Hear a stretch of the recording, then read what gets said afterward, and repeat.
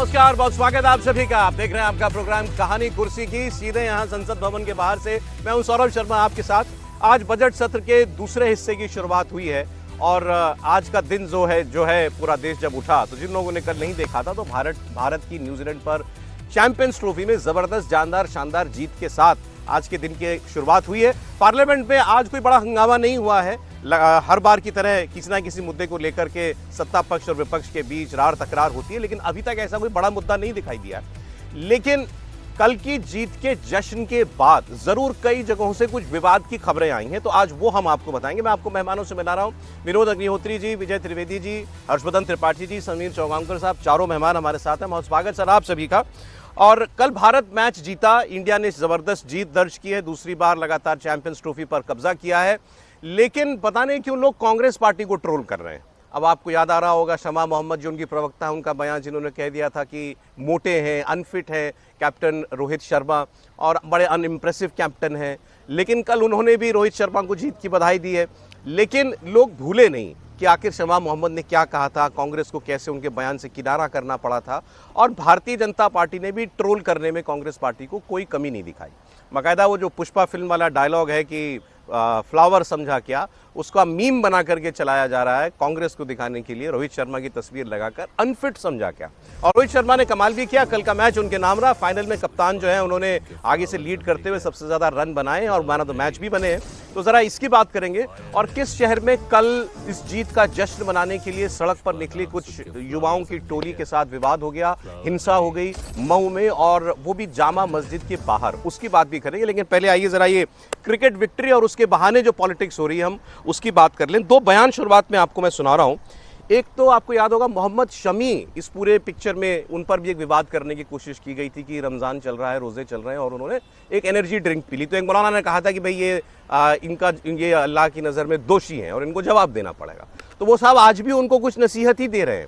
अरे इतनी उनकी दुनिया भर में उनकी जो है फजीहत हुई, इसके बावजूद अभी भी शमी को लेकर के उनके नसीहतें जारी हैं। और विश्वास सारंग भारतीय जनता पार्टी के मंत्री हैं मध्य प्रदेश के, उन्होंने कांग्रेस पार्टी को क्यों याद किया भारत की जीत के बाद। दोनों बयान सुनाता हूं।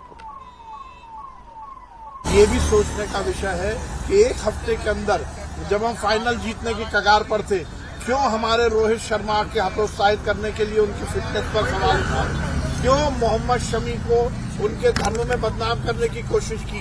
क्या ये भी साजिश थी? पर आज उन ताकतों पर भी रोहित शर्मा ने अपनी पारी से, मोहम्मद शमी ने और पूरी 11 की टीम ने तमाचा मारा। मोहम्मद शमी साहब से कहना चाहूंगा कि उनके जो रोजे कज़ा हुए, छूट गए, वो रमजान शरीफ के बाद रख लें, और वो जब घर वापस हों तो अपने परिवार को समझाएं कि उन्होंने जिस तरीके से शरीयत का मजाक उड़ाया है, तो समझ लीजिए कि खुदा रसूल का खौफ दिल में रखना चाहिए और क़यामत के दिन भी जवाबदेह होना है। इसलिए बाहर सूरत शरीयत की पासदारी जरूरी है। मौलाना साहब का कितना मजाक उड़ गया ये उनको नहीं मालूम है, लेकिन वो मोहम्मद शमी को नसीहत दे रहे हैं कि उन्होंने दीन का मजाक उड़ाया। बहरहाल पहले तो इसकी बात करें कि ये जो कांग्रेस पार्टी आज जो है ट्रोल हो रही है, अब वो विवाद हो गया, बीत गया। शमा मोहम्मद ने कल जो है बधाई दे दी रोहित शर्मा को टैग करके सोशल मीडिया पर। बीजेपी लेकिन मुद्दा नहीं छोड़ रही। नहीं, क्यों छोड़ेगी भला? जब बरसों बरस कांग्रेस की आईटी सेल प्रधानमंत्री के किसी बहुत पुराने बयान को लेकर मीम बनाती रहती है, ट्रोल करती रहती है, तो ये तो ताजा मामला है। और कोई कैसे भूल सकता है कि वो पनौती शब्द किसने इस्तेमाल किया था। तो ये तो राजनीति में कई बार होता है ना कि आपको अवसर मिलता है और कई बार अवसर थाली में परोस कर दे दिया जाता है। तो कांग्रेस तो अवसर परोस कर देती है। और जो सबसे बड़ी बात है कि इस पूरे आप जिसको कहते हैं ना कि क्रिकेट की दुनिया में अगर देखें तो जब से प्रधानमंत्री नरेंद्र मोदी हैं, अब इसको आप संयोग कह लीजिए, एक कोई ग्रह नक्षत्र का योग कह लीजिए या किस्मत कह लीजिए, लगातार धुआंधार एकदम खेले जा रही टीम इंडिया। कभी कोई तो कभी कोई एकदम ताबड़तोड़ बल्लेबाजी करता है। अब कभी कभी ये भी लगता है कि भैया देखो राहुल वहां तो बढ़िया चलता है मैदान पर, केएल राहुल, यहाँ वाला राहुल थोड़ा गड़बड़ा जाता है। अब जाहिर है ये सब चीजें होंगी। अरे राहुल जी का लेना एक न देना दो, आप भी ले आए उनको बीच में।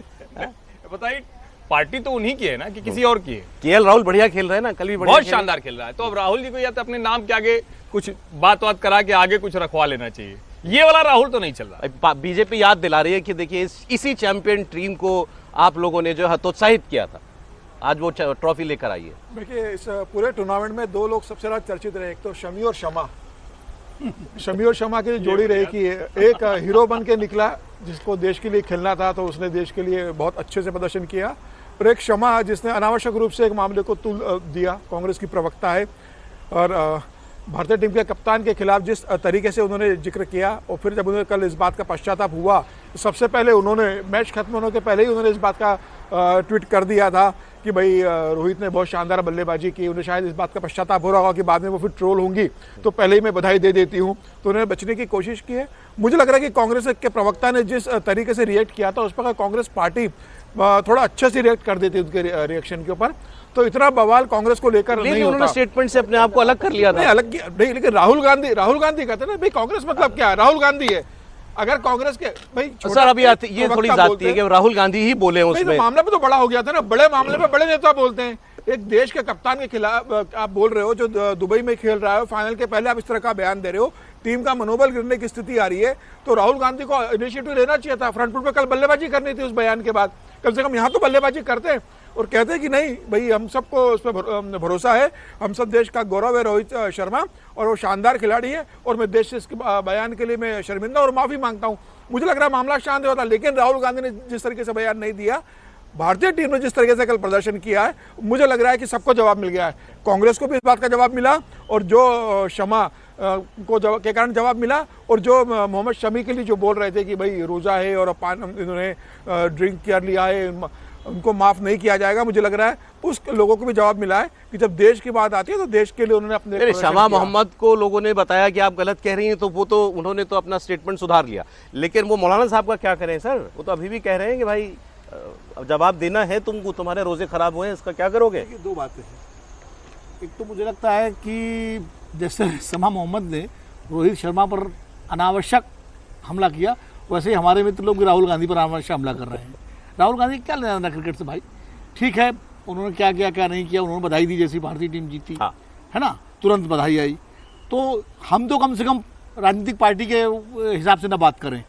मुझे लगता है कि शमा मोहम्मद ने शायद अपनी गलती सुधारी, और इसको अगर दूसरे तरीके से देखें, शायद शमा मोहम्मद के तंज ने रोहित शर्मा को प्रेरित किया करके दिखा दो, तो करके भी दिखा दिया।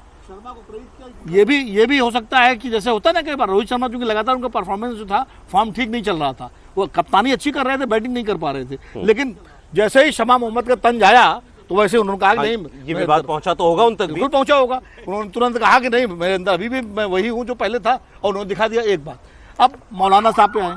मौलाना साहब या तो खुदा को नहीं समझते, खुदा इतना तंगदिल या संकीर्ण नहीं हो सकता, ईश्वर जो है, कि वो एक खिलाड़ी जो अपने कर्तव्य का पालन कर रहा है उस पर अपना उससे नाराजगी देता है। मौलाना साहब को थोड़ा सा इस्लाम को दोबारा पढ़ना चाहिए, वो कट्टरवाद से बाहर निकल करके थोड़ा खुले दिमाग से सोचें। लेकिन मुझे मालूम है उनकी फितरत, क्योंकि वो इन्हीं तरह के बयानों से चर्चित होते हैं। अगर वो बयान ना देते तो हम क्यों उस पर चर्चा कर रहे होते, क्यों वो फिर बयान देंगे। इसलिए मुझे लगता है उनकी बयान को बहुत ज्यादा तरजीह नहीं देनी चाहिए। मुझे लगता है मुस्लिम वर्ल्ड में बहुत सारे लोगों ने शमी मोहम्मद के साथ लोग खड़े हुए बोल रहे हैं। एक लाइन से पहली बात तो हम लोग राजनीतिक पार्टी के लिहाज से विनोद जी नहीं विश्लेषण करते।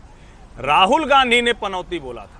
राहुल गांधी कांग्रेस पार्टी के सबसे बड़े नेता हैं, और इतनी घटिया हरकत राहुल गांधी ने की थी कि जब भारत विश्व कप में फाइनल में खेल रहा है, जब भारत उस बड़े मंच पर खड़ा है, तो राहुल गांधी ऐसी टिप्पणी करते हैं। पूरी की पूरी जो कांग्रेस पार्टी थी, चुनाव चल रहा था, उसको मैं याद दिलाता हूं, उसका नाम रखा गया था INDIA, और कांग्रेस की IT सेल की इंचार्ज ने कहा कि अच्छा जब स्टेडियम में इंडिया इंडिया के नारे लगेंगे तो ये भाजपा वाले क्या करेंगे? अरे उससे क्या लेना देना? इतने नीचे के स्तर पर गिरकर कांग्रेस ने राजनीति की है। खेल को नहीं छोड़ा, संवैधानिक संस्थाओं को नहीं छोड़ा, हर मर्यादा को तार तार किया। एक पत्रकार के तौर पर, विश्लेषक के तौर पर हम तो टिप्पणी करेंगे, जिसको जो जिस तरह समझना हो समझे। हरकत पर अगर जाएंगे तो बहुत सारी चीजें सामने आएंगी हर्षवर्धन जी, कोई किसी से कम नहीं है इस मामले में। क्रिकेट का तो ताजा है। क्रिकेट अभी आपने कहा कि हर बार भारतीय टीम बहुत अच्छा खेली, लेकिन उसी अहमदाबाद में हारी भी मोटेरा स्टेडियम में। आपने कहा जब से प्रधानमंत्री नरेंद्र मोदी जी बने तब से क्रिकेट शानदार प्रदर्शन कर रही है, शानदार प्रदर्शन भी कर रही है। क्रिकेट किसी प्रधानमंत्री या नेता के हिसाब से नहीं चलती है, टीम अपने हिसाब से चलती है। कोई प्रधानमंत्री इस देश में रहा हो जब इंदिरा गांधी प्रधानमंत्री थी तो वर्ल्ड कप जीता था भारत ने, तो कोई इंदिरा गांधी ने जिताया था क्या?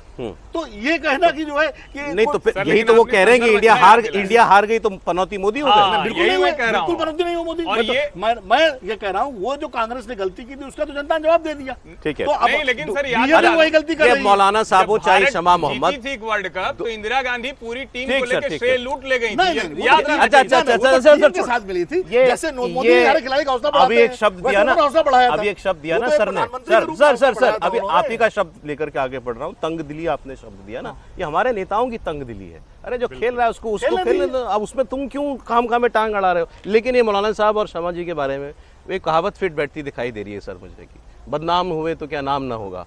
मौलाना साहब पर खासकर ये दोबारा लेकर के आए हैं वही बात, इनको रियलाइज, अरे यार इतने हिट मिल गए मेरे को, मेरी बातें इतने लोगों ने सुनी, इतने लोगों ने रिएक्ट किया, चलो एक और सही। सर एक तो ये बात है, हमने जहाँ से शुरू कर लिया वो तो ठीक है, लेकिन ये तो जश्न का मौका है। इतनी बड़ी चैंपियंस ट्रॉफी हमने 12 साल बाद जीती है, एक चैंपियंस के चैंपियन हम लोग हो गए, तो उसकी मुबारकबाद। और उसके साथ थोड़ा सा हम भी तंग दिली ना रखे जो बोल रहे हैं।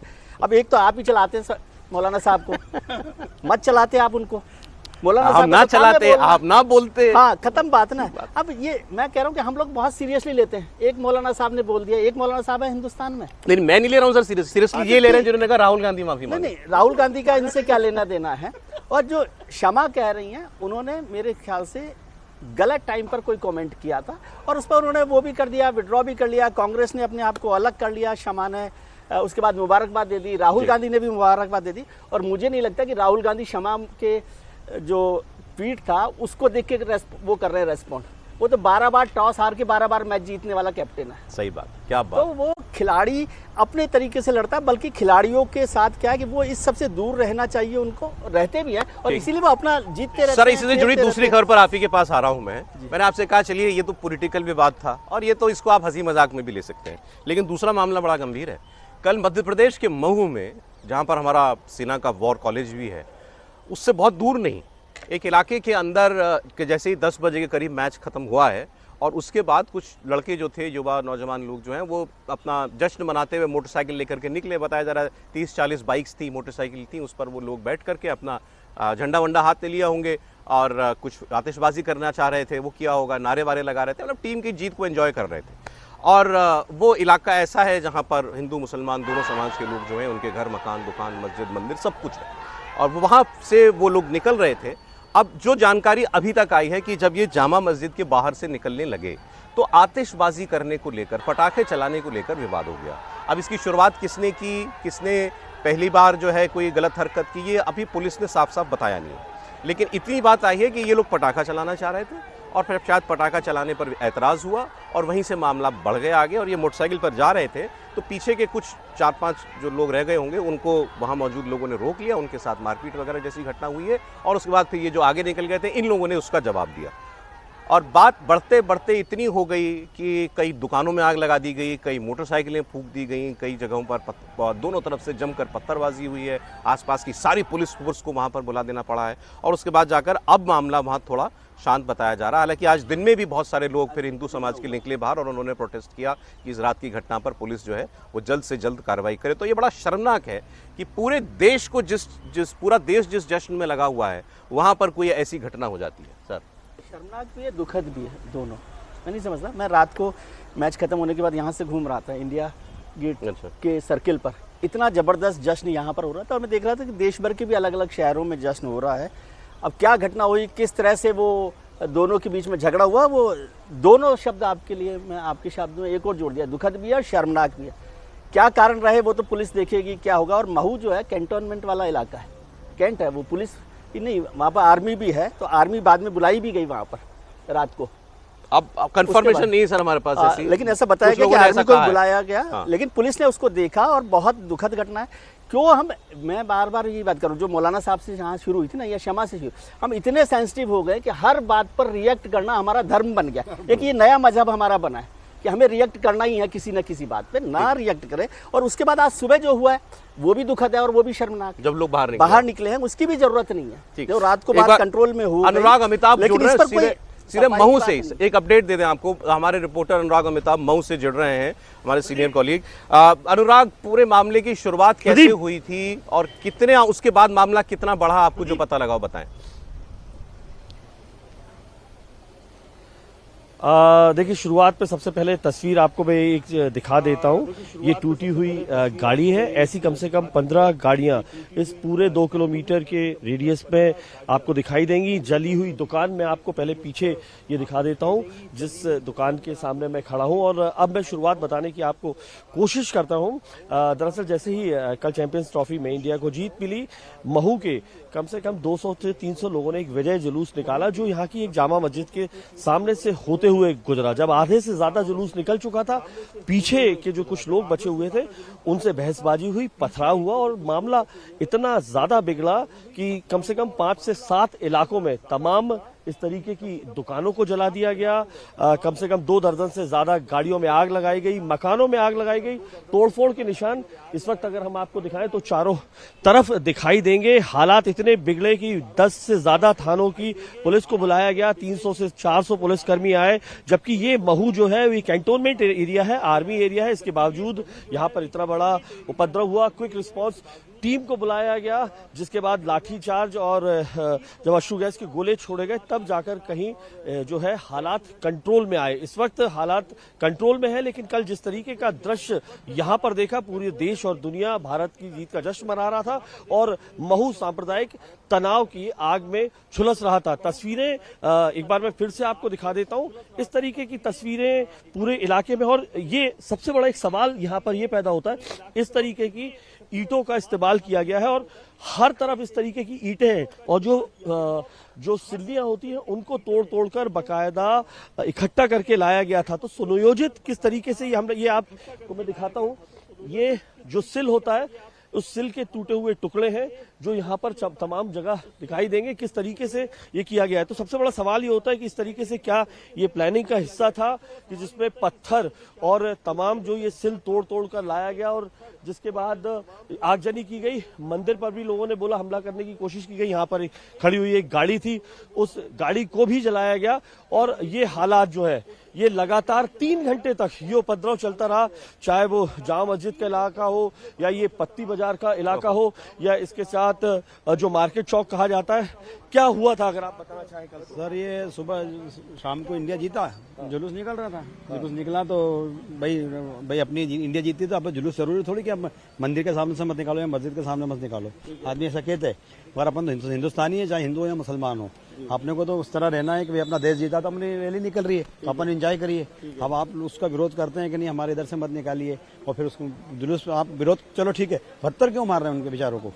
पत्थर मारना और फिर उधड़ करना और फिर मंदिरों को भी टारगेट करना, ये गलत बात है, सबसे बड़ी गलत है। ये करीब 11 बजे से स्टार्ट हुआ था सर। अच्छा। तो ये करीब 2:30 बजे तक चलता रहा कंटिन्यूस। और ये घर जिनका है, ये राधेश्याम जी कौशल का घर है, हमारे मोहल्ले का ही है। और ये सामने वाला घर भी उन्हीं का ही है, संतोष जी चौहान का। उनकी एक गाड़ी भी जला दी गई है, कार जो खड़ी थी, एक गाड़ी एक यहाँ पड़ी थी, उनको 3-4 बाइकें यहाँ पे खड़ी थी, वो भी जला दी गई। अच्छा, ये और ये पूरे घर में अभी क्या माहौल है ऊपर? ये बेचारे सब डरे में सहमे में हुए हैं कि जस्ट उनका करीबी घर लगता है मुस्लिम एरिया से।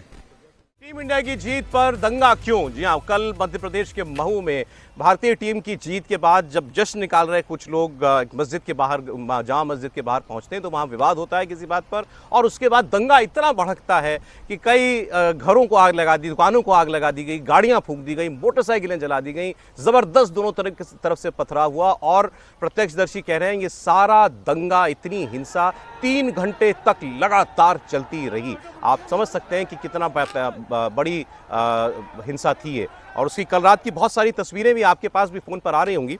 हमारे सहयोगी अनुराग अमिताभ वहाँ पहुँचे हैं, स्थानीय लोगों से भी बात की है, खुद देखा अपनी आंखों से कि कल रात क्या कुछ हुआ वहाँ पर। एक रिपोर्ट उनकी आपको दिखाएंगे और पुलिस प्रशासन क्या कह रहा है इसमें, स्थानीय प्रशासन और पुलिस का बयान, वो भी आप देखिए एक बार।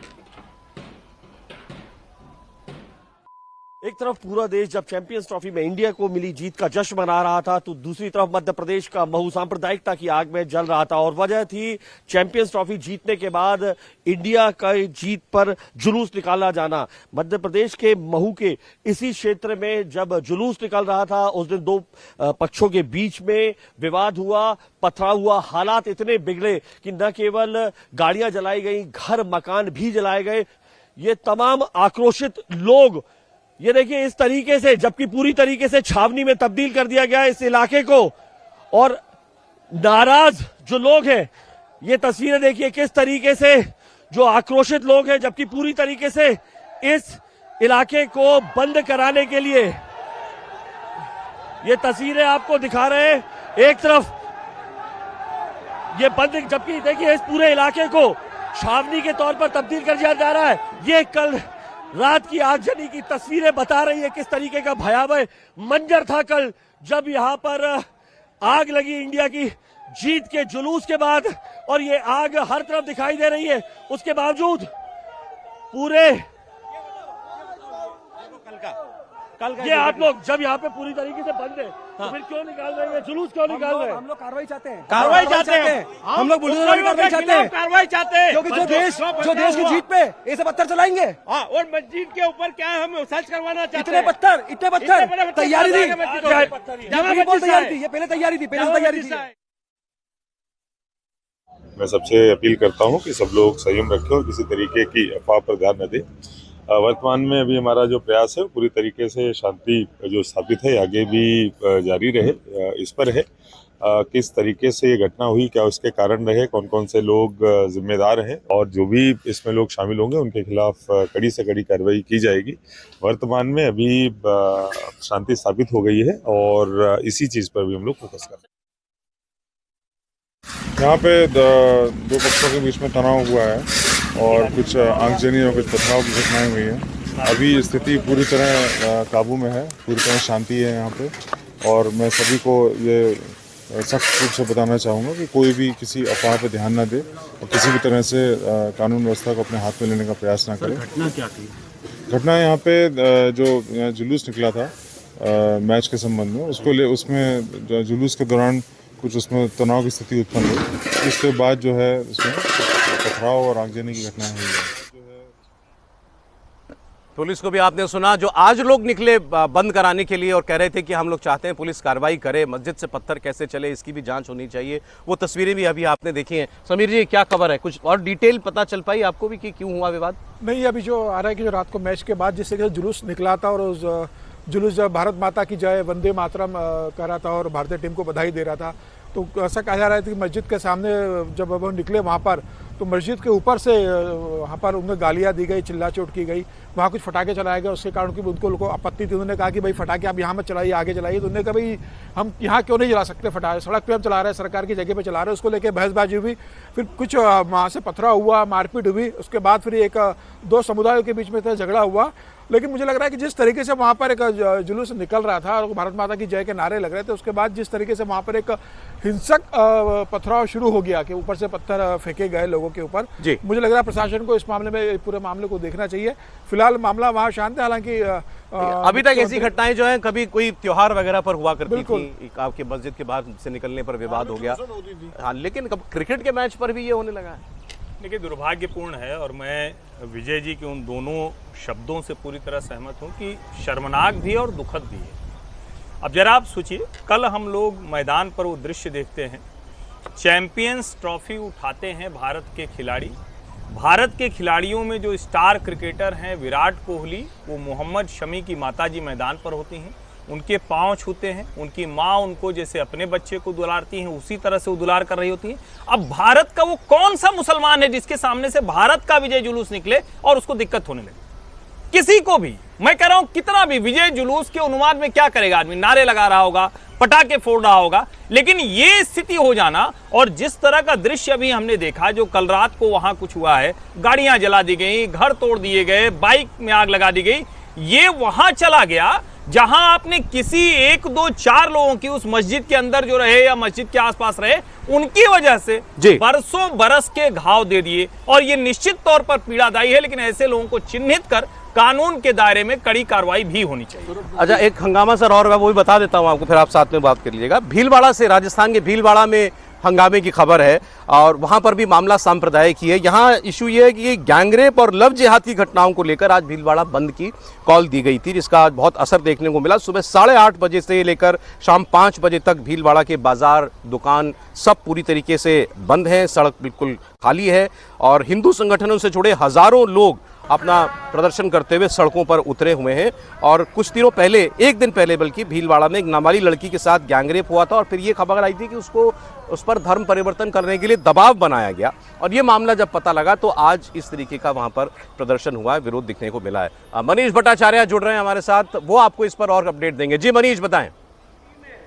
ये केवल भीलवाड़ा तक ही काम नहीं करती है, देखिए सौरभ, जबरदस्त आक्रोश है यहाँ पर भीलवाड़ा में, क्योंकि कुछ दिन पहले लड़की के साथ लव-जिहाद जैसा मामला और दुष्कर्म करने का मामला आया था और उसमें कुछ लोगों को पकड़ा भी था। कैफे में ले जाकर उस लड़की के साथ नशीला पदार्थ पिलाकर उसके साथ दुष्कर्म किया था और उसके बाद जबरदस्त भीड़ है। और अभी आप पीछे तस्वीर देखिए, जितने भी हिंदू संगठन की तादाद में जो लोग हैं वो यहाँ पर मौजूद है। सामने संत समाज यहाँ पर मौजूद है। पूरे शहर को बंद कराकर, यानी भीलवाड़ा में जितना भी बाजार था पूरे शहर को बंद कराया है। लोगों ने घूम घूम के हाथ में लाठी डंडा लेके सब कोई दुकानें बंद कराई हैं और उसके बाद यहाँ पर सब लोग इकट्ठा हुए हैं और सकल हिंदू समाज का ये आक्रोश प्रदर्शन है, जिसमें लिखा भी हुआ है, देखिए आप, लव जिहाद, धर्मांतरण और अन्य जिहादी मानसिकता के विरोध में ये आक्रोश प्रदर्शन है। ये विरोध प्रदर्शन ऐसे ही नहीं हो रहा है सौरभ, क्योंकि भीलवाड़ा में ये घटना घटी, यहाँ से बगल में विजयनगर जहाँ पर ये घटना घटी, और ये दोनों इन लोगों का कहना है कि जो दोनों मॉडल है कमोबेश अजमेर में जो 1992 में जो घटना घटी थी उसी की तरह है और इसी को लेकर आक्रोश प्रदर्शन है। यही वजह है कि पिछले 10 दिनों से भीलवाड़ा के आसपास के जिले, चाहे वो ब्यावर हो, चाहे वो विजयनगर हो, चाहे वो अजमेर हो, चाहे वो ये भीलवाड़ा हो या अगल बगल के जितने भी और जिले हैं, वहां पर लगातार प्रदर्शन हो रहा है। लेकिन ये भीलवाड़ा का जो प्रदर्शन है सबसे बड़ा प्रदर्शन है और यहाँ पर हजारों की तादाद में आज लोग सड़क पर उतरे हुए हैं, हाथ में लाठी डंडा लेकर। पूरा भीलवाड़ा बाजार सुबह से बंद है, पूरी दुकानें बंद करा दी गई हैं। तमाम जो लोग हैं वो यहाँ पर मौजूद हैं, संत समाज से लेकर सभी लोग यहाँ पर इकट्ठा हैं। सारी बातें यही कही जा रही हैं कि ये जो लव जिहाद का जो मामला है वो भीलवाड़ा और आसपास के जिलों में बहुत ज्यादा फैलता जा रहा है। महिलाएं यहाँ पर मौजूद हैं और इसको लेकर भीलवाड़ा के में जितने भी हिंदू संगठन उन्होंने कहा है कि सजगता जरूरी है। उससे बड़ी बात यह है कि जो पूरी जब ये लोग भीलवाड़ा बंद करने निकले थे, यहाँ पर मैं देख रहा था कि हाथ में तमाम जो है आदित्य योगीनाथ का पोस्टर, मुख्यमंत्री जो है उत्तर प्रदेश के, उनका हाथ में लहरा रहा था। योगी मॉडल की तारीफ की जा रही थी कि योगी मॉडल की तरह ही सारा कामकाज करें और उसी की तरह ही ये सारा सब कुछ यहाँ पर लागू करें। ये देखिए, ये पन्नी है हाथ में और ये इस तरीके के जो पोस्टर्स हैं पन्नी वो बांटे गए, जिसमें लिखा है बटेंगे तो कटेंगे, एक रहेंगे तो नेक रहेंगे। मुख्यमंत्री आदित्य योगीनाथ की तस्वीर, संगठित हिंदू समर्थ भारत, इस तरीके की जो थैलियां हैं वो हर किसी को बांटी गई हैं। यहाँ पर हर किसी के हाथ में इस तरीके की थैली दी गई है, पोस्टर्स यहाँ पर लगे हैं और सभी हिंदू समाज है। मनीष, फिलहाल आपका शुक्रिया। आपने बताया वहाँ कितना बड़ा प्रदर्शन इस वक्त चल रहा है। सर, कोई आपराधिक घटना हो जाए जैसा कि हमें भीलवाड़ा में देखने को मिला, एक बच्ची के साथ जो वारदात की गई, या कहीं कोई सड़क पर किसी बात पर विवाद हो जाना, इनका सांप्रदायिक रूप ले लेना और इनकी तीव्रता और फ्रीक्वेंसी लगातार बढ़ती जा रही है देश में वारदातों की, ये है चिंताजनक बात। बेहद चिंताजनक है और हमारे दोनों मित्रों ने दुखद और शर्मनाक बताया। मैं इसमें 2 शब्द और जोड़ूंगा। दुखद भी है, शर्मनाक भी है दोनों घटनाएं, और निंदनीय भी है और दंडनीय भी है। क्योंकि पहली घटना अगर बात करें तो जाहिर है, बहुत अच्छी तरीके से हर्षवर्धन जी ने कहा है कैसे मोहम्मद शमी की मां के साथ विराट कोहली, वो एक असली हिंदुस्तान की तस्वीर थी। और अगर कल पूरा देश खुशी में घूम रहा था, मऊ में दुखद घटना हुई, लेकिन ऐसी भी तमाम तस्वीरें आपको मिलेंगी जहां हो सकता है कि तमाम मुसलमानों और हिंदुओं ने मिलकर जश्न मनाया हो, लखनऊ में और तमाम जगहों पर। लेकिन दिक्कत क्या है कि हम उन तस्वीरों को नहीं दिखाते। वो तस्वीरें भी दिखानी चाहिए कि इस देश में, लेकिन जब ऐसी दुखद तस्वीर आ जाती है तो वो प्रमुखता से आ जाती है और वो घटना जो है एक प्रमुख घटना बन जाती है। जिन लोगों ने ये काम किया है, विजय जुलूस निकालना कोई अपराध नहीं है। हम लोग विजय जुलूस में शामिल होते रहे, नाचते गाते रहे। 83 का विश्व कप जब हुआ था तो खूब पूरे सड़कों पर झूमे थे। तो और बस ये जरूर है कि उस विजय जुलूस निकल जाने देते, अगर वो मस्जिद के लोग थे तो क्या दिक्कत थी, कुछ पटाखे भी छूट जाते, कोई समस्या नहीं थी। हाँ, कोई अगर आपके रिपोर्टर या कोई अगर ऐसी बात बताएंगे, कोई ऐसी बात हुई हो जो उनको असहनीय लगी हो, तो भी पथराव करना या गाड़ियां चलाना ये कोई किसी तरह से स्वीकार्य नहीं होना चाहिए, नंबर 1। और प्रशासन और सरकार भी वहाँ भारतीय जनता पार्टी की है, कोई ये भी नहीं है कि कांग्रेस सरकार है। राजस्थान में दोनों राजस्थान, कोई ये भी नहीं है कि कांग्रेस सरकार है तो आप तुष्टीकरण वाला लगा दें। दूसरी बात ये जो भीलवाड़ा की घटना है, देखिए बहुत ही ज़्यादा विभत्स घटना है कि जिस तरह से धर्म परिवर्तन की बात हो रही है या उस बालिका के साथ रेप किया गया और नाबालिग के साथ, इसमें तो सीधे से अब ये जुलूस निकला। अब जुलूस निकालने की जरूरत तब पड़ती है जब पुलिस कार्रवाई न करे। अगर पुलिस ने लोगों को गिरफ्तार करके और तो कानूनी तहत जेल भेज दिया है तो जुलूस की क्या जरूरत है। यानी इसका मतलब फिर कार्रवाई के बाद जो है उस पर राजनीति की जा रही है इस तरह घटनाओं पर। अगर कार्रवाई नहीं हुई है तो जनता निकलती है, दबाव डालती है, प्रेशर डालती है, कार्रवाई करे। सरोज जी के 64 साल बाद देखिए रमजान शुक्रवार के दिन होली और रमजान साथ साथ आ रहे। अब उस दिन बड़ी एक समस्या है कि उस दिन अगर होली अगर खेलेंगे, हिंदू समाज के लोग खेलेंगे, तो उस दिन कैसा रिएक्शन होगा प्रशासन को देखना पड़ेगा। तो शुक्रवार के दिन रमजान भी और होली भी है। अब सर वो तो खैर पहले भी आ चुका है, ये 64 साल होता रहा होगा, लेकिन पहले भी आ चुका है। सही है कि अब ऐसी घटनाएं होती हैं तो प्रशासन को और सतर्क और मुझे रमजान वाली बात में लखनऊ के फिरंगी बहल ने और तमाम मौलाना ने कहा कि हम 2 बजे के बाद नमाज पढ़ेंगे। मैं जरा सर अब कुछ राजनीतिक खबरों की तरफ बढ़ता हूं। बिहार से अब एक अपडेट है। दरअसल खबर यह है कि तेजस्वी यादव वो आज कुछ नाराज हो गए। और उनकी नाराजगी इस बात पर है कि मीडिया उनसे बार बार जाकर एक ही सवाल पूछता है, नीतीश जी अगर आपकी ओर आएंगे तो आप क्या उनके साथ हाथ मिला लेंगे? बार बार यही सवाल होता है। अरे प्रॉब्लम ये है कि मीडिया पूछती है, कहीं से कोई हवा दे देता है इस बात को, तो लोग तेजस्वी से पूछ लेते हैं। और जब लालू जी से पूछा जाता है तो वो भी तो ऐसे ही रिएक्शन देते हैं, हाँ ठीक है आ जाएंगे तो हम उनके साथ हो जाएंगे, हम उनको माफ कर देंगे। राबड़ी देवी जी ने अभी विधान परिषद में ऐसा कह दिया। सामने से बात हुआ कि भाई आप सहयोग कीजिए इस मुद्दे पर, हमारा किसी ने कहा सत्ता पक्ष की ओर से, तो उन्होंने कहा आप हमारे साथ आएंगे तो हम सहयोग करेंगे। तो इसमें भी लोगों को लगा कि ये तो या मैसेजिंग हो रही है, ये तो पॉलिटिकल। अब यही बात तेजस्वी से फिर पूछ ली गई तो वो इस बार कुछ ज़्यादा नाराज हो गए। उन्होंने कहा आप बकवास बातें करते हैं, फालतू बातें करना बंद कीजिए, कोई नहीं आएंगे, हमेशा के लिए शट, दरवाज़ा बंद है। और ये तक कह दिया उसके बाद उन्होंने कि इस मुद्दे पर बात करने के लिए केवल 2 ही लोग आधिकारिक तौर पर कह सकते हैं, मैं और लालू जी। मतलब अपनी माता जी को भी उन्होंने उसमें इंक्लूड नहीं किया। हम और लालू जी बोलेंगे, वही ऑफिशियल बयान है। लालू जी तो बोल चुके हैं, खैर अब ये तो नहीं कह सकते ना कि लालू जी भी नहीं है इसमें, मैं ही हूँ जो बोलूंगा। फैक्ट भले ही ये हो, लेकिन मसला तो यही है ना। अब अगर उन्होंने कह दिया कि वो और लालू जी बोल सकते हैं तो लालू जी ने तो बोल दिया था, तो 50-50 का मामला हो गया। तो पत्रकार क्या करें? और एक मतलब इससे सीधे नहीं, लेकिन वो देसी कहावत है ना कि धोबी से हारे गदहवा के पीटे। तो आप क्या करेंगे? आपको समझ में तो आ नहीं आ रहा। आपके अपने पिता रोज अफवाह फैला रहे हैं, आपके अपने पिता, आपकी अपनी पार्टी के लोग रोज वही करते हैं, तो आपको कुछ नहीं सूझता, तो मीडिया पर आप चिढ़ने लगते। सुनाता हूं आपको तेजस्वी यादव का बयान।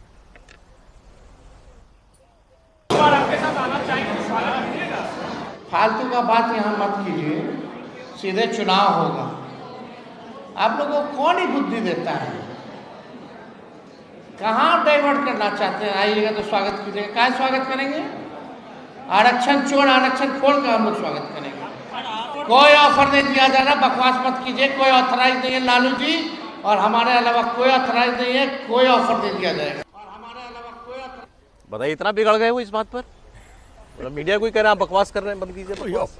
नहीं तो लालू जी से बात हो गई है क्या उनकी कि भाई लालू जी ने क्या कहा है? क्योंकि लालू जी अभी उसी बात पर चल रहे हैं कि नीतीश जी यदि आएंगे तो आ जाएंगे, और वो अनुभव भी रहा है पुराना। और लालू जी और नीतीश जी का तो बहुत ज़माने से कॉलेज लेवल से, कॉलेज के स्तर से उनके साथ रिश्ता रहा है। लेकिन तेजस्वी जी को लगता है कि इससे कहीं उनका जो चुनावी गणित है उसमें कोई गड़बड़ ना हो, कोई कन्फ्यूजन ना हो, इसलिए। और वो लालू जी को तो ऐसे जवाब नहीं दे सकते ना कि भाई क्या आप बोल रहे हैं, तो वो इसको कर रहे हैं। इस परसेप्शन से उनको क्या नुकसान होता है? मान लीजिए कि बात खबरें चल रही हैं कि उनको नुकसान आ सकते हैं नीतीश कुमार, नुकसान होता है ना, इसीलिए वो लगातार लग रहा है कि इस परसेप्शन से नुकसान हो रहा है। और लालू जी को शायद ऐसा लगता है कि इस परसेप्शन को चलाने से बीजेपी और नीतीश कुमार के बीच में भी एक रिलेशनशिप को थोड़ा सा रिफ्ट किया बिहार में जाए। जो चुनाव हो रहा है नवंबर में, सौरभ जी, ये सिर्फ भारतीय जनता पार्टी और तेजस्वी यादव के आरजेडी के बीच में होने वाला है। नीतीश कुमार और कांग्रेस इस लड़ाई में कहीं नहीं है। जैसी स्थिति बिहार में कांग्रेस की हो गई है, वैसे स्थिति उसके लगभग वैसी स्थिति इस चुनाव में नीतीश कुमार की होने जा रही है, क्योंकि नीतीश कुमार कहीं भी 15 से 20 ज़्यादा सीटें जीतने की स्थिति में नहीं है। और तेजस्वी जानते हैं कि उनकी और भारतीय जनता पार्टी का सीधी लड़ाई होगी, उन्हें दिखेगा कि नीतीश उनके साथ नहीं है, भारतीय जनता पार्टी के साथ है, तो नीतीश का एक बड़ा वोट बैंक जो मुस्लिम के साथ जुड़ा रहा है वो उनके पास तो आएगा ही, और पिछड़ा जो भी है वोट बैंक जो जुड़ा है, जो भारतीय जनता पार्टी के साथ नहीं जाना चाहता है इस बार, वो तेजस्वी के पास आएगा। और तेजस्वी अपने लिए एक अपॉर्चुनिटी इस बार देख रहे हैं। जिस तरीके से नीतीश की स्थिति इस बार खराब है, राजनीतिक रूप से भी और शारीरिक रूप से भी, तो यह मौका वो छोड़ना नहीं चाहते। और इसलिए वो बहुत क्लियर करना चाहते हैं कि नीतीश के साथ किसी भी तरह का गठबंधन नहीं होगा, चुनाव के पहले भी नहीं और चुनाव के बाद भी नहीं। और वो इस लड़ाई को सिर्फ 2 दलों के बीच में, भारतीय जनता पार्टी और आरजेडी के बीच में बताना चाहते हैं। मुझे लग रहा है वो अपनी राजनीति की लड़ाई साफ करके इस बार लड़ना चाहते हैं कि नीतीश उनके साथ नहीं है और नीतीश के वोट बैंक में उनकी नजर है। ये किसी और राज्य में चुनाव हो तो बड़ी सामान्य बात होती है कि विपक्ष कहता है भाई, ये आरोप लगाता है सामने वाले के ऊपर कि ये ऐसे है फलाना है, वो इनके ऊपर आरोप लगाता है। ये बिहार ही है जहाँ पर पता नहीं चलता कि कौन किसके साथ है, पीछे से किसकी मुलाकातें चल रही हैं। अब अच्छी बात है कि सामान्य राजनीतिक व्यवहार बिहार में होने लगा है। विपक्ष कह रहा है कि हाँ, हमारा इनसे कोई लेना देना नहीं, और नीतीश जी कह रहे हैं हमको कहीं जाना नहीं। देखिए, पहली बात तो तेजस्वी जी और लालू जी बैठ करके एक बार तय कर लें कि इस मुद्दे पर क्या फैसला करना है, क्योंकि लालू जी कहते हैं नीतीश के लिए हमारे दरवाजे हमेशा खुले हैं, और तेजस्वी जी का आपने अभी तेवर देख ही लिए, क्योंकि तेजस्वी जी को तेवर के बाद कुछ बचता है क्या सर? नहीं, देखिए तेजस्वी की जहाँ तक मेरी जो जानकारी है कि लालू जी अभी भी सॉफ्ट है नीतीश को लेके। उनको लगता है नीतीश को लेकर के हम बैलेंस जो है, पावर जो पॉलिटिकल बैलेंस है, सोशल बैलेंस, उसको हम अपने पक्ष में कर सकते हैं। और तेजस्वी को लगता है, जो समीर जी कह रहे थे, कि लड़ाई सीधे सीधे आरजेडी और बीजेपी के बीच में होगी, और उसमें तेजस्वी को लगता है नीतीश का वोट बैंक उनके साथ आ जाएगा, और जरा भी वो अगर नीतीश के प्रति रहमदिली दिखाएंगे तो वो कंफ्यूजन में वो वोट बैंक के पास नहीं आ पाएगा। इसलिए तेजस्वी एक पोजीशन लिए हुए हैं कि अब नीतीश से कोई ताल्लुक नहीं होगा, और तेजस्वी इसलिए भी पोजीशन लिए हुए हैं कि अगर कोई स्थिति बनती है तो सीधे तेजस्वी दावेदार होंगे ना मुख्यमंत्री पद की, अगर सरकार बनाने की नौबत आती है। और अगर नीतीश आ गए और तब नौबत आती है, तब तो नीतीश जी फिर खड़े हो जाएंगे, नीतीश आएंगे इसी शर्त पे। जैसे तेजस्वी यादव का बार बार हमला नीतीश कुमार की सेहत, उनकी मानसिक अवस्था, वो ठीक हैं कि नहीं हैं, अब उन्होंने कहा वो अचेत हैं, उस पर वो लगातार प्रहार कर रहे हैं कि लोगों के बीच में ये मैसेज जाए कि नीतीश कुमार अब वाकई रिटायर हो चुके हैं। अब नीतीश कुमार पर वोट खराब करने से कोई मतलब नहीं है, उनको वोट देना मतलब आपका अपना वोट खराब होना। वो इस कॉन्टेस्ट को सीधा सीधा आरजेडी बनाम बीजेपी बना देना चाहते हैं और इररिलेवेंट कर देना चाहते हैं नीतीश कुमार को। अभी आपने देखा वो भड़क भी गए किसी पत्रकार के सवाल पर कि कोई ऑफर है क्या आपका नीतीश कुमार के लिए? उन्होंने कहा बिल्कुल बकवास बात कर रहे हैं, कोई ऑफर नहीं है, मतलब चैप्टर क्लोज, मान लेते हैं अभी के लिए चैप्टर क्लोज। लेकिन अब जो उन्होंने ये बात कही, और उस पहले कहा था कि मैं 75 साल का नहीं हूँ, मैं 36 साल का हूँ, मेरी लंबी राजनीति है, तो सीधा सीधा वो नीतीश कुमार या शायद प्रधानमंत्री मोदी पर भी कह रहे थे दोनों की उम्र बराबर है, 75 साल। अब इनको जवाब मिला गिरिराज सिंह से। गिरिराज सिंह ने कहा कि उम्र में अगर इतनी दिलचस्पी है उनकी, और बुजुर्ग लोग अगर उनको या अपने से बड़े लोग जो हैं उनको इसी दृष्टि से देखते हैं, तो लालू जी, उनके पिताजी, उनको घर से बाहर निकाल दें, वो भी ऐसे ही 70-75 साल के होंगे। प्रशांत किशोर का एक स्टेटमेंट आया, वो चर्चा करने लायक है। उन्होंने कहा कि लालू के जंगल राज की बात तो खूब करती है दुनिया, बीजेपी वाले भी याद दिलाते हैं, नीतीश कुमार भी याद दिलाते हैं, लेकिन आज नीतीश कुमार का जो ये कार्यकाल चल रहा है, ये लालू के जंगल राज से भी बदतर है। तो क्या तर्क है इस बात के पीछे, आपको सुनिए। नीतीश कुमार जी अब अचेत अवस्था में चले गए, अब योग नहीं रह गए। जिस तरीके की भाषा में गिरावट दिन प्रतिदिन हो रही है, कब किसका पैर पकड़ ले, अब बाकी रह गए सम्राट चौधरी का पैर पकड़ना, अब विजय सिन्हा का पैर पकड़ना। अब तो कब किसका पैर पकड़ ले मुख्यमंत्री, क्या शोभा देता है। अभी किसी अधिकारी के सामने गिड़गिड़ाते हैं, हाथ जोड़ते हैं, मोदी जी का पैर पकड़ते हैं अपने कम उम्र के लोगों को। और देखो, जितने लोगों का इन्होंने राजनीति में अगर पैर पकड़ा तो केवल भाजपा के लोगों का ही पैर पकड़ा, चाहे मोदी जी हो, आर.के. सिन्हा हो, या रविशंकर जी हो, और उनके दल के लोगों को तो खूब गले लगते हैं। तेजस्वी जी जैसा अनुभवहीन व्यक्ति अगर वो 75 साल होने पर किसी पर कटाक्ष करते हैं, चाहे मुख्यमंत्री हो या किसी पर, तो सबसे पहले तो अपने पिताजी को घर से निकाल दें, क्योंकि वो तो कोई काम के है नहीं। आज उनकी पूंजी कुछ नहीं है, जो पूंजी है लालू प्रसाद यादव की पूंजी पर वो चल रहे हैं, और दूसरे को कह रहे हैं। नीतीश कुमार तो आज भी जो दिन प्रतिदिन डिसीजन लेते हैं, वो बिहार और बिहार के गरीब किसान मजदूरों के हित में ले रहे हैं। इनको छटपटाहट है कि नीतीश कुमार रहेंगे तो इनके पिताजी का सब चाल फेल हो जाएगा। आज जो नीतीश कुमार की सरकार है, उसको करीब करीब लोग लालू जी के जंगल राज से भी बदतर मान रहे हैं। लोग बता रहे हैं कि लालू जी के टाइम में अपराधियों का जंगल राज था, अब आज जो नीतीश कुमार है, ये अधिकारियों का जंगल राज है। 14-15 में नीतीश कुमार चुनाव हारे नहीं थे, लेकिन फिर भी राजनीतिक मोरालिटी के आधार पर पद छोड़ दिया था। आज नीतीश कुमार 2020 में चुनाव हार गए हैं, 243 की विधानसभा में उनके 42 विधायक हैं, तो चुनाव तो हार गए हैं, लेकिन फिर भी कोई ना कोई गठबंधन बनाकर, कभी राजद का लालटेन पकड़कर, कभी भाजपा का साथ लेकर पद पर बैठे। पहले आइए जरा ये तेजस्वी और गिरिराज जी वाली बात जो है वो करते हैं। अभी किसी प्रोग्राम में कुछ हुआ, रविशंकर प्रसाद बीजेपी के नेता, वहां जो नमस्कार प्रणाम हुआ होगा उनके और नीतीश जी के बीच में, तो वहां भी ऐसी बात हुई, कहीं हो गई शायद कि शायद पैर छूने की बात। हाँ, तो अब उसी बात का जिक्र कर रहे थे। इससे पहले मोदी जी का पैर छूने का प्रयास वो कर रहे थे तो मोदी जी ने मना कर दिया था।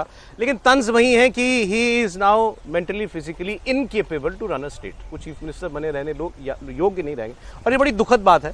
सच हो सकती है ये बात, लेकिन किसी नेता के बारे में अब इस हद तक जाकर चर्चाएं होने लगे तो वाकई दुखद है।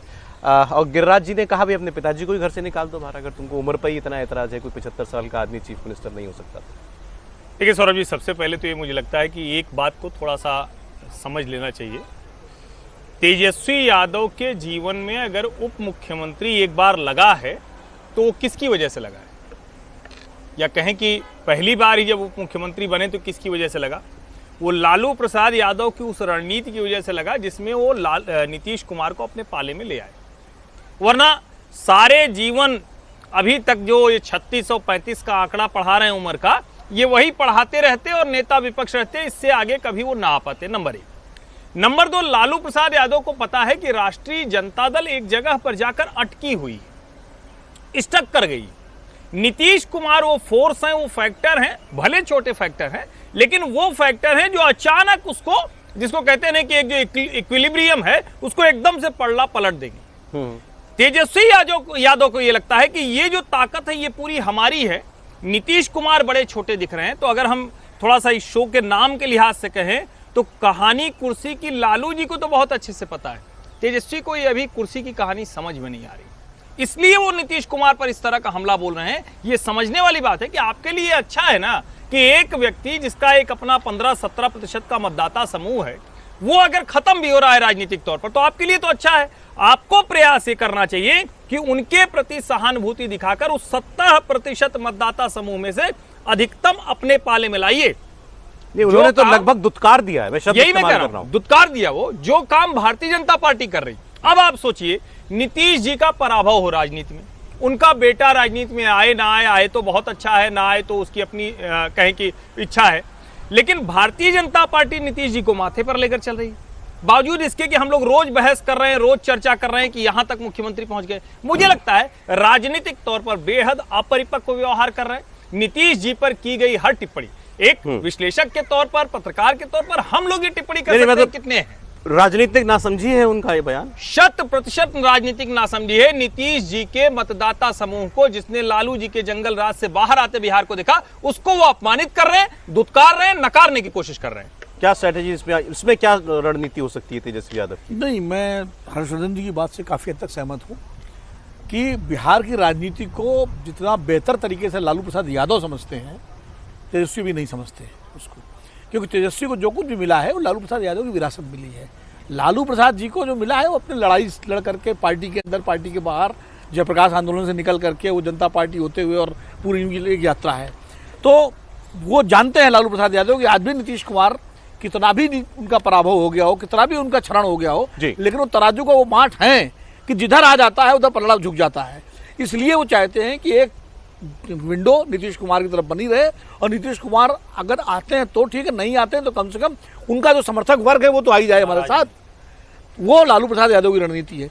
तेजस्वी को ये लगता है कि मैं जितना नीतीश के खिलाफ बोलूंगा, जितना उनको नकारा साबित करूंगा, उतना ही जनता के बीच में जो नीतीश के खिलाफ नाराजगी है वो हमारे पक्ष में आएगी, क्योंकि बीजेपी उनको मुख्यमंत्री बनाए हुए है।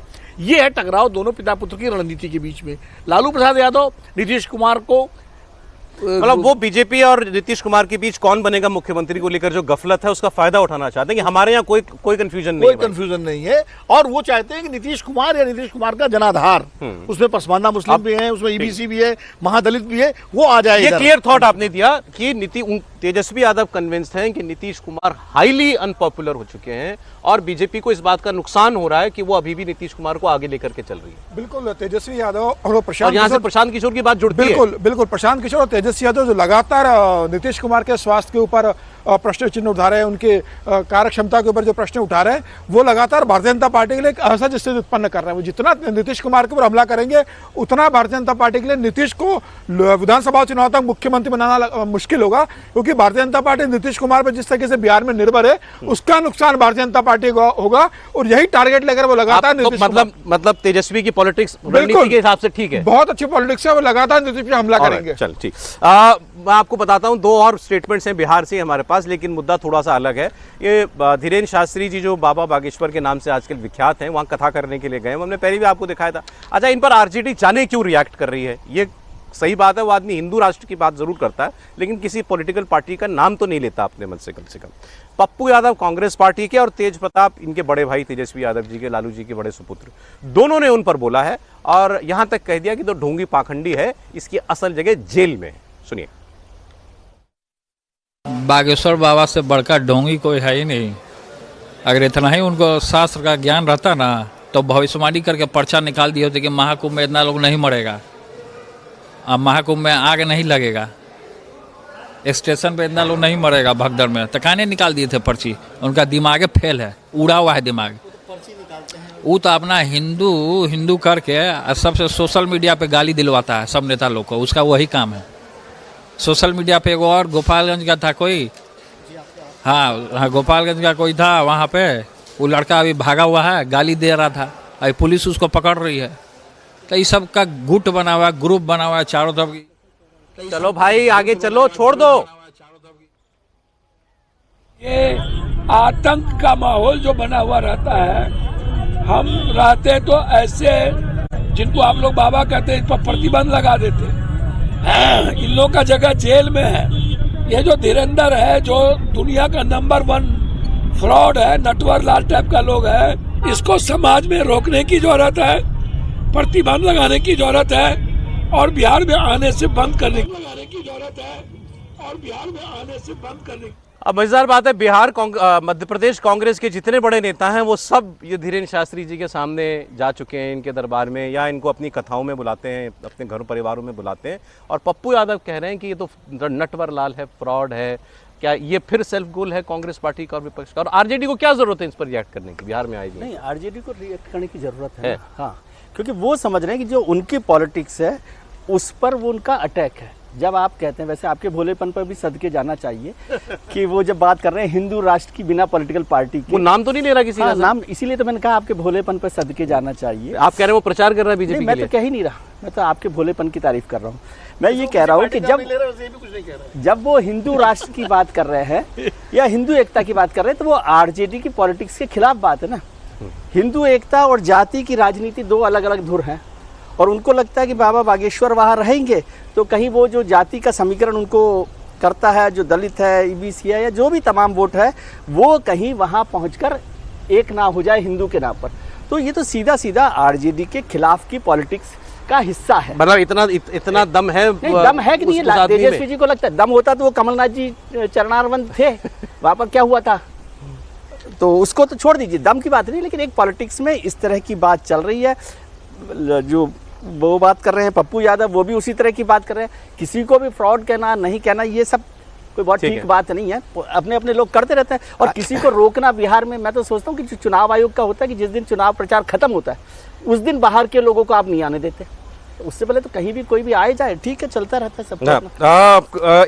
एक खबर, अच्छा इस पर आप रिएक्ट एक किस्म से देखिए, बाकी ठीक है, भोलापन तो ठीक है, आपके भोलेपन की बात की उन्होंने, लेकिन शंकराचार्य स्वामी अभिमुक्तेश्वरानंद जी हिंदू राष्ट्र की बात करते हैं, हिंदू की बात करते हैं, कई बार वो भारतीय जनता पार्टी के विरुद्ध भी नजर आते हैं, लेकिन भाजपा का कौन सा नेता है बड़ा जो स्वामी अभिमुक्तेश्वरानंद के खिलाफ बोलता हो? सामान्य छोड़ दीजिए, आप कई बार अपनी पोजीशनिंग भी ऐसी करते हैं, वो तो शंकराचार्य हैं, जिससे जबकि वो शंकराचार्य हैं, और वो तो एक तरह से कई बार तो नाराज होकर सीधे करना चाहते हैं ना, उनके खिलाफ खड़े नहीं, मैं कह रहा हूं कि वो तो सीधे सीधे कहते हैं। वो तो कई बार वो तो उद्धव जी के घर चले गए थे, बाकायदा प्रचार कर दिया था कि हमने आशीर्वाद दे दिया। सवाल ये है कि क्या हिंदू प्रतीक, हिंदू आस्था, हिंदू मठाधीश, हिंदू धर्माधिकारी, उनका नाम आते ही ये कुछ राजनेता हैं जो ऐसे रिएक्ट करते हैं? और अगर वो ऐसे रिएक्ट करते हैं तो उनका लाभ हो रहा है उनको या फिर नुकसान हो रहा है। मुझे लगता है पप्पू यादव हो या तेज प्रताप, उनको भारी नुकसान हो रहा है, क्योंकि बाबा बागेश्वर के जो समर्थक हैं, भक्त कह लीजिए, प्रशंसक कह लीजिए, वो सिर्फ भारतीय जनता पार्टी के मतदाता नहीं। पार्लियामेंट सत्र आज शुरू हुआ है, बीच में एक अवकाश के बाद बजट सत्र चल रहा है और हर सत्र से पहले आप देखते हैं कोई ना कोई मुद्दा छाया रहता है। खास तौर पर विपक्ष के पास कोई एक ऐसा मुद्दा होता है जिसमें बड़ा आक्रामक होता है। इस बार एक मुद्दा तो है, लेकिन सत्ता पक्ष हो चाहे विपक्ष हो, दोनों इस पर एक दूसरे के ऊपर आरोप लगा रहे हैं और ये विवाद है भाषा को लेकर के। तमिलनाडु के मुख्यमंत्री स्टालिन वो ये आरोप लगा रहे हैं कि ये जो नई भाषा नीति लेकर के आई है, न्यू एजुकेशन पॉलिसी, बीजेपी की सरकार, ये तमिलनाडु और दक्षिण भारतीय राज्यों के ऊपर जो नॉन हिंदी भाषी राज्य हैं उन पर हिंदी थोपने का प्रयास है। न्यू एजुकेशन पॉलिसी में हर देश में, हर राज्य में स्कूल के बच्चों को 3 भाषाएं पढ़ाने का प्रावधान किया गया है। इसका विरोध कर रही है तमिलनाडु की मौजूदा सरकार और कह रही है कि हम 2 भाषा पढ़ाते हैं, तमिल और अंग्रेजी, और हम यही पढ़ाएंगे। आपके कहने पर हम जबरदस्ती अपने बच्चों को हिंदी नहीं पढ़ाएंगे, ये हमारी अस्मिता का सवाल है। इस पर जवाब दे रहे हैं केंद्र के शिक्षा मंत्री धर्मेंद्र प्रधान। आज हाउस में भी वो बोले और उन्होंने कहा कि इससे बड़ा असत्य कुछ नहीं हो सकता जो स्टालिन कह रहे हैं कि हम हिंदी थोपना चाहते हैं। हिंदी पढ़ाने की अनिवार्यता कहीं भी नहीं है नई एजुकेशन पॉलिसी में।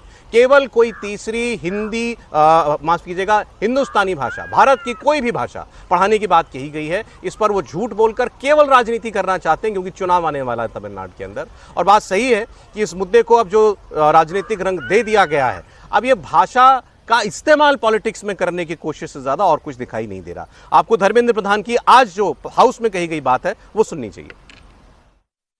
They are dishonest. They are not committed to Tamil Nadu students. They are ruining the future of Tamil Nadu students. Their only job is to raise language passion. They are doing politics. They are doing mischief. This is unfortunate in the federal state. They can't put allegation against government of India. They are misleading nation. They are doing injustice. They are doing injustice to students of Tamil Nadu. They are ruining the future of Tamil Nadu students. आपने सुना केंद्रीय शिक्षा मंत्री बड़े आक्रामक तेवर में बात कर रहे थे कि ये लोग ईमानदार नहीं हैं, ये झूठ बोल रहे हैं, भाषा को लेकर राजनीति कर रहे हैं। ये बात वो एक बार नहीं कई बार कह चुके हैं। हमसे इंडिया टीवी से भी इंटरव्यू में कह चुके हैं, नई एजुकेशन पॉलिसी में हिंदी को अनिवार्य कहीं भी नहीं किया गया। तो ये बात सरासर असत्य है जो स्टालिन कह रहे हैं। बिल्कुल ठीक बात है। इस पर मतलब वो तो यदि वो ना भी कहें, जो नेशनल एजुकेशन पॉलिसी 2020 है उसमें जो साफ जो त्रिभाषीय फार्मूला जो आप कह रहे हो ट्राई लैंग्वेज का, उसमें साफ साफ है कि 3 भाषाएं बच्चे सीखें। इसमें किसी भी भाषा को लेकर बाध्यता नहीं है। उसमें एक बाध्यता जो रखी गई वो रखी गई कि प्राइमरी तक मातृभाषा में पढ़ाया जाए। इसका तो किसी को विरोध नहीं होना चाहिए। इसको लेकर पहले चर्चा हो रही थी तो वो एक बड़ा काम हुआ। लेकिन याद रखिए अगले साल तमिलनाडु में इलेक्शन है और तमिलनाडु में स्टालिन साहब की पार्टी के लिए हिंदी का विरोध एक बड़ा पॉलिटिकल इशू हो सकता है। लेकिन मैं कह रहा हूँ आप इससे उलट बात कीजिए। धर्मेंद्र प्रधान जी को बोलना चाहिए था कि अच्छा आप हिंदी को छोड़ दीजिए, आप तेलुगु लागू करिए, कन्नड़ लागू कीजिए। क्या स्टालिन साहब लागू करने को तैयार हैं? वहाँ पर तो उनको ज़्यादा मुश्किल तमिल और तेलुगु के साथ, तेलुगु और कन्नड़ के साथ है, हिंदी से भी ज़्यादा। स्टालिन साहब के लिए मैं कह रहा हूँ आज चैलेंज के तौर पर कि यदि हमारे शिक्षा मंत्री जी कहें कि स्टालिन साहब आप हिंदी छोड़िए, आप तेलुगु पढ़ाइए बच्चों को तीसरी भाषा, क्या वो पढ़ाएंगे? नहीं पढ़ाएंगे, क्योंकि वो वहाँ का पॉलिटिकल इशू है। और वही सब नेशनलिज्म की बात, तमिल संस्कृति की बात करके तमिलनाडु की भाषा में, तमिल भाषा को लेकर उनका विरोध हिंदी को लेकर। कोई तीसरी भाषा सीखने से वहाँ का जो तमिलनाडु का बच्चा है वो आगे भूल जाएगा क्या? तमिल नहीं भूलेगा, आगे बढ़ेगा। उसके लिए ज्यादा दरवाजे खुलेंगे, बिना उसके काम नहीं चलेगा। ये तो आपने खुद ही बता दिया कि भाई मातृभाषा हमारे बच्चों की तमिल है, वो तो मैंडेटरी कर दी गई है एजुकेशन पॉलिसी में। वो जो सबसे बेहतर काम हुआ जो पहले नहीं था। और हिंदी सीखने से या कोई भी भाषा सीखने से आपके दरवाजे खुलते हैं, दरवाजे बंद नहीं होते हैं। और ये विरोध तो कब 1960 से शुरू हुआ, आज तक चल रहा है। और एक और इम्पॉर्टेंट बात मैं बताऊं आपको, शायद इसमें चर्चा हमने नहीं की, कि जो वहाँ के प्राइवेट स्कूल्स हैं वो पढ़ाते हैं, पढ़ा रहे हैं, वो तीसरी भाषा पढ़ा रहे हैं, क्योंकि उस पर जोर नहीं है ना सरकार का। हाँ, नहीं तो सरकार यदि चाहे तो कर सकती है, लेकिन वो एक पॉलिटिक्स करना चाहते हैं और ये चुनाव खत्म हो जाएंगे। भाई 60 से चल रहा है ये हिंदी का विरोध वहाँ पर, 60 के दशक से। आज 50 साल से ऊपर हो गए, 60 साल हो गए हैं। लेकिन वो जब चुनाव आते हैं, स्टालिन साहब भी पहले से अब चुनाव आए हैं, तो इसलिए इस भाषा हमारे यहाँ कहावत है काट की हांडी बार बार नहीं चढ़ती, लेकिन तमिलनाडु में तो चढ़ रही है खूब। हर चुनाव में चलाई जा रही है। अस्मिता की बात जब आ जाती है कि आप उसको कैसे इंट्रोड्यूस कर रहे हैं, कैसे इंजेक्ट कर रहे हैं ना, आप इंजेक्ट तमिल संस्कृति के तौर पर कर रहे हैं, तमिल अस्मिता को लेकर कर रहे हैं। तो अब मैं इसका दूसरा पहलू आपको ये दे रहा हूं, कोई भी नेता या पार्टी कोई मुद्दा उठाती है, उसकी कोशिश होती है कि ऐसा मुद्दा हो जिसका रेजोनेंस हो जनता के बीच में, कि मैं ये बात कहूंगा तो लोग हाँ मेरी बात को मानेंगे। क्या आज ये उतना बड़ा मुद्दा है हिंदी?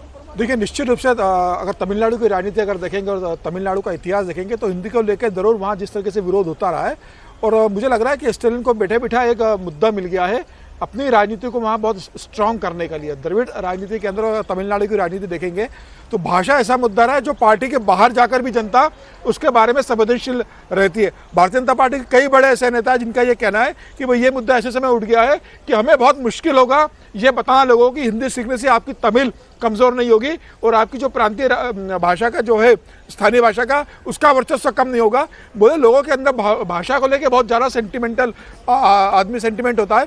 अगर ये लोगों की भी घर कर गया कि अगर हम दूसरी भाषा चुनते हैं या अगर हम हिंदी के ऊपर फोकस करते हैं तो धीरे धीरे हिंदी को तमिल के ऊपर थोपा जाएगा और तमिल कमजोर होगी और हिंदी का प्रभुत्व बढ़ता जाएगा।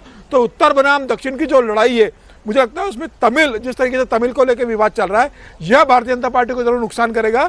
और जिस तरीके से मुख्यमंत्री स्टालिन ने सभी राज्यों के मुख्यमंत्री को बुलाया था दक्षिण के राज्यों की बैठक करने के लिए, वो इसे जितना तूल दे रहे हैं, इसे हवा दे रहे हैं और वो इसे विधानसभा चुनाव तक बनाए रखेंगे। वो जानते हैं कि मामला जितना गर्म रहेगा उतना उनको राजनीतिक रूप से उसका फायदा होगा। और स्थानीय भारतीय जनता पार्टी को बीजेपी क्या 10% या 14% वोट की पार्टी, 11% वोट की पार्टी है। अब उसको प्रमुख विपक्ष बना लिया है क्या वहाँ स्टालिन साहब ने, मान लिया है क्या? लेकिन बीजेपी की स्टेट यूनिट के लिए बड़ा मुश्किल हो जाएगा कि वो उनके साथ ना खड़े हो। कल भी बैठक उन्होंने की है, मुख्यमंत्री जी ने अपने एमपीज को भी बुलाया, दूसरी पार्टीज के लोगों को बुलाया। तो बीजेपी की स्टेट यूनिट के लिए फैक्ट बताएं ना, फैक्ट ये है कि नहीं अनिवार्य हो रही है, थोड़ी चलता है, आपका नैरेटिव चलता है ना, फैक्ट बताएं मुद्दे खत्म हो जाएंगे। एआईडीएम का एआईडीएम का बयान भी आ गया कि इस मुद्दे पर हम डीएमके के साथ हैं तमिल भाषा को लेकर। तो जिसके साथ भारतीय जनता पार्टी गठबंधन करने का विचार कर रही है। जनता पार्टी और एआईडीएम का गठबंधन क्यों टूटा था लोकसभा चुनाव से पहले? वो तब टूटा था जब स्टालिन ने वहाँ पेरियार को लेकर के वो जो भाजपा के अध्यक्ष थे उन्होंने बयान दिया था, तो क्या नाम है उनका, अन्नामलाई। और उसके बाद सनातन का मुद्दा उठा दिया था उदयनिधि ने, और सनातन के मुद्दे को लेकर के डीएमके बहुत एग्रेसिव था। नॉर्थ में हम उस मुद्दे को लेकर बीजेपी उसका फायदा उठाना चाह रही थी, लेकिन एआईडीएमके के लिए दिक्कत हो गई और उसने बीजेपी का गठबंधन तोड़ा। और सनातन के मुद्दे का जितना हम सोच रहे थे नुकसान होगा उतना उनका फायदा हो गया डीएमके को पूरे लोकसभा चुनाव में। एक बात, दूसरी बात यह है कि हिंदी को लेकर के दक्षिण के में तमिलनाडु में सबसे ज़्यादा दिक्कत शुरू से रही है। उनको लगता है कि ये उत्तर भारत का जो वर्चस्व है वो हिंदी के माध्यम से हमारे ऊपर आने की कोशिश है। हालांकि जितनी आपकी तमिल ये फिल्में हैं वो सारी हिंदी में डबो करके और वो देश में जो है मार्केट करती हैं। और स्टालिन साहब से मैं एक बात कह दूं आपके प्रोग्राम के माध्यम से कि नरसिम्हा राव और नरेंद्र मोदी अगर ये हिंदी नहीं जानते तो देश के प्रधानमंत्री नहीं होते। करुणानिधि हो सकते थे देश के प्रधानमंत्री अगर वो बेहतर हिंदी जानते होते। तो हिंदी जानना उनके लिए भी बेहतर है अगर राजनीतिक मुद्दे से हट करके। लेकिन क्योंकि चुनाव है और विधानसभा चुनाव में दो मुद्दे उन्होंने पकड़े हैं, एक हिंदी एक डिलिमिटेशन, और दोनों को लेकर के वो बिल्कुल एग्रेसिव है। उनके एडवर्सरी इसमें सेंटर है और ये उनको ये मुद्दे उनको एक स्पेस दे रहे हैं। ठीक है, इसमें हिंदी को भी उन्होंने संस्कृत से जोड़ दिया कि संस्कृत है और संस्कृत को सनातन से जोड़ दिया। फॉल्ट लाइन क्या है? नॉर्थ बनाम साउथ ना, नॉर्थ बनाम साउथ, उसका फायदा उनको होता है। चलिए साहब, इसका जवाब अब बीजेपी कैसे देती है? महाराष्ट्र की बात करता हूं आपसे। औरंगजेब का विवाद अब और आगे बढ़ गया है और यहां से अगर ये बात आगे जाती है जो मांग की जा रही है तो इस देश भर में इसका असर हो सकता है। क्या खबर है कि मांग की जा रही है कि औरंगजेब की जो मजार बनी हुई है, जो कब्र बनी है, मकबरा जो बना, उसको हटाया जाए। अब ये मांग अभी क्योंकि विवाद हुआ, किसी ने तारीफ कर दी थी औरंगजेब की, उसके बाद खूब बयानबाजी दोनों तरफ से हुई, उस व्यक्ति पर मुकदमा भी करने की बात कही गई अबू आजमी के ऊपर, तो विवाद अब बढ़ गया। अब जो राइट विंग के लोग हैं वो खुलकर कह रहे हैं कि हटाइए आप, इसकी मजार की जरूरत क्या है, इसको यहाँ पर ये होना ही नहीं चाहिए यहाँ। अब ये बात लेकर के देवेंद्र फडणवीस के सामने पहुंचे प्रेस वाले की ऐसी मांग की जा रही है, तो उनका जवाब आपको सुनाता हूँ। और कांग्रेस पार्टी की तरफ से ये कहा गया कि हम पर अब आरोप ना लगाएं कि हमने औरंगजेब का कभी पक्ष लिया होगा। आपको सरकार, आपको जनता ने सत्ता दे दी है, पावर है, उठाइए कदम। छत्रपती उदयनराजे असं म्हणतात की जी औरंगजेबाची खबर आहे ती हटवली पाहिजे। साहेब, आम्हालाही प्रत्येकाला असंच वाटतं, फक्त काही गोष्टी कायद्याने करावे लागतात कारण ती संरक्षित आहे। जुन्या काँग्रेसच्या काळामध्ये एएसआयचं संरक्षण मिळालंय। महाराष्ट्र में 12.5 साल की सरकार हुई है। अभी तुम्हारा सेकंड टर्म के सीएम, अभी थर्ड टर्म के सीएम तुम बन रहे हो। मुझे लगता है कि आरोप प्रत्यारोप से नहीं चलेगा। आपको लोगों ने अधिकार दिया है तो अधिकार का पूरा उपयोग करें। कांग्रेस पे आरोप लगाना आप छोड़े। महाराष्ट्र की जो दुर्दशा आपने बनाई आप छोड़े। महाराष्ट्र की जो दुर्दशा आपने बनाई। अब इस पर मुख्यमंत्री जो हैं वो कह रहे हैं कि कांग्रेस के राज में इसको एएसआई मॉन्यूमेंट घोषित कर दिया गया था, इसलिए हम कुछ नहीं कर सकते। मांग उन्हीं के लोग कर रहे हैं, उन्हीं का सांसद मांग कर रहे हैं। और देवेंद्र फडणवीस ने यह भी कहा कि भाई कानून के दायरे में चीजें होती है, उसके लिए देखना पड़ेगा कि क्या हो सकता है। लेकिन ये पुराने समय से ऐसा है कि इसमें है। देखिए, देवेंद्र फडणवीस भी जानते हैं कि भले ही लोग इस बात की मांग करें, ये संभव नहीं है करना। न राज्य सरकार कर सकती है, न केंद्र सरकार के लिए संभव है। सुप्रीम कोर्ट का भी दखल होगा। अगर सरकार से निर्णय लेती है तो दूसरा पक्ष सुप्रीम कोर्ट में जाएगा, सुप्रीम कोर्ट इसमें हस्तक्षेप करेगा। कोई सरकार स्मारक नहीं हटा सकती, कोई नहीं हटा सकती है, लेकिन फिर उसके लिए देवेंद्र फडणवीस ने जो कहा कि कानूनी विकल्प देखना पड़ेंगे। ऐसा नहीं होगा किसी ने मांग के और हम कल जाकर उसको वहां से हटा दें, क्योंकि यह केंद्र का मामला है। केंद्र के संस्कृति मंत्रालय इसको डिसाइड करेगा कि उसको उससे सूची से बाहर करना है। उसके बाद प्रदेश के पास प्रस्ताव आएगा, प्रदेश प्रस्ताव बनाकर भेजेगा और राज्य सरकार कैबिनेट में निर्णय लेगी। हाइपोथेटिकल लंबी प्रोसेस है। हाइपोथेटिकल, अगर ये हो जाए, मान लें कल कोई काम करने के लिए बीजेपी की सरकार कोशिश करती है, तो इसका क्या असर होगा? असर बहुत ज़्यादा नहीं होगा जैसा हम सोच रहे हैं कि कोई बड़ा एक सांप्रदायिक ये इशू हो जाएगा, ऐसा नहीं है। औरंगजेब को देश में ज़्यादातर लोग खलनायक के तौर पर, विलन के तौर पर देखते हैं, आक्रमणकारी के तौर पर देखते हैं। लेकिन सरकार ऐसा फैसला मुझे लगता है तब ही करेगी जब अगले चुनाव में यदि कोई उनको इसका राजनीतिक फायदा लग रहा हो। यदि उसको एएसआई संरक्षण से भी हटाना है तो वैसे वो नहीं करेगी। मुझे नहीं लग रहा कि सरकार अभी इस तरह के झमेले में पड़ना चाहेगी। जैसे फडणवीस साहब ने कहा है, वो उन्होंने टाली दी, वो एक किस्म से तो पल्ला झाड़ दिया है। तो मुझे नहीं लग रहा कि इसमें कुछ होगा। लेकिन यदि कभी ऐसा फैसला हुआ तो कुछ हो जाएगा, ऐसा मुझे नहीं। कश्मीर से एक खबर आपको देता हूँ, दिलचस्प खबर है। और आप सोचिए कि हमारे यहाँ किन किन कौन सी बातें जो है विवाद का कारण बन जाती हैं। गुलमर्ग, अभी वहाँ बर्फ पड़ रही है, गुलमर्ग बर्फ से ढका हुआ है और वहाँ एक होटल के प्रेमाइसिस के अंदर एक फैशन शो आयोजित किया गया। अब फैशन शो में जिस किस्म के कपड़े, ड्रेसेस, लिबास पहने हुए थे लोगों ने, इस पर कुछ लोगों ने आपत्ति की कि भाई ये बहुत संस्कारी टाइप का फैशन शो नहीं था। अब रमज़ान चल रहे हैं, कश्मीर मुस्लिम मेजॉरिटी स्टेट है, मामला उठ गया, विवाद हो गया कि आपने ऐसे वक्त में इस आयोजन की इजाज़त कैसे दे दी। मुख्यमंत्री को जवाब देना पड़ रहा है, वो भी असेंबली के अंदर। और कुछ लोग ये भी कह रहे हैं कि जिस होटल में ये फैशन शो आयोजित किया गया वो मुख्यमंत्री के किसी जान पहचान वाले का है, करीबी का है। तो कहा जा रहा है भाई आपको ना मालूम है, ऐसा कैसे हो सकता है। और ये बात बीजेपी के जो क्योंकि नेता विपक्ष हैं वो इस बात को उठा रहे हैं। तो ये जो कुछ कम कपड़ों में कुछ जो किया गया वहाँ फैशन शो, इस पर ऐतराज़ हो गया है। बात सुनिए आप।